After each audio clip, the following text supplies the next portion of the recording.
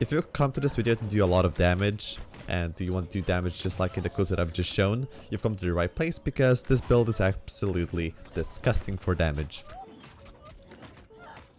Let's start off with the gem that you should be using on the Void Gauntlet. The first choice would be the opal gem, because if you don't have full stamina, it will do more damage. And if you're gonna be using the Void Blade, you're gonna be rolling around to catch opponents, so you're not gonna be max stamina all the time, so you will do extra damage. And another choice that you have is the Malachite gem. A Malachite gem will increase your damage on targets that are stunned, rooted, or something like that. And if you're gonna be using the build that I'm using right now, you're gonna be using the Scream, which does root people, so the Malachite gem will do extra damage because of that. With gems out of the way though, let's get started with the abilities. Now with the abilities, what I do is I focus mainly on melee. It's my melee switch. The ranged damage that I've tried was actually doing like no damage compared to any other mage weapon, so I had no reason to use Void Gauntlet if I want to do magic ranged damage, because for that, Fire Staff or Ice Gauntlet both will out damage it quite easily.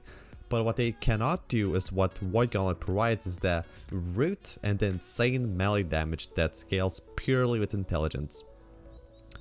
So what I get is the Forsaken Pact, the Void Blade, Keen Confidence, Keen Humility, Fortified Blade, Refreshing Precision, Oblivion, Petrifying Scream, Empowering Proximity. I don't get the Efficient Harvest. I get the Withering Oblivion, Bone Chilling Voice, which is Void, Leeching Agony, Invigorating Oblivion, Fortifying Echoes, Refreshing Frailty, and Leeching Blade, and then the Void Collar. And this leaves me with 1 point, which is not really that important, so I just put it on deadly range, so the heavy attacks do more damage. But let's be honest, if you're using this with another magic weapon, that other magic weapon will do way more damage on range than this, even on basic attacks.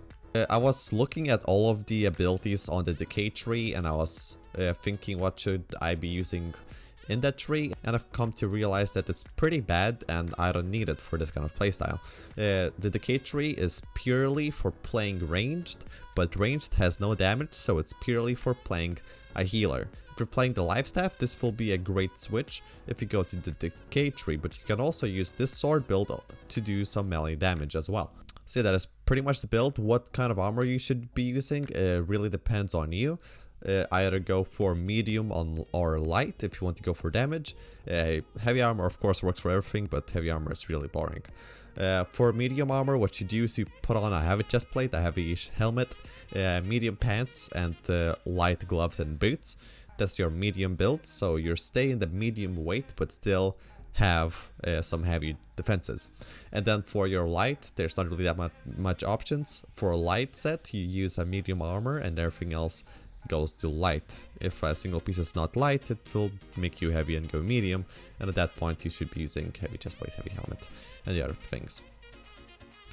So yeah, that is pretty much the Void Gauntlet build. I really want to know what you guys think of this new weapon. I personally think that it's a great addition to the lifestaff users, and if you're a magic user, it's also a really good melee weapon to use instead of the rapier, because rapier has been used by all the magic users because it's also scales with intelligence. But now we have a melee weapon, well, semi-melee weapon that scales purely with intelligence, and if you pull this out on a person, you can definitely melt him down in just a few swings.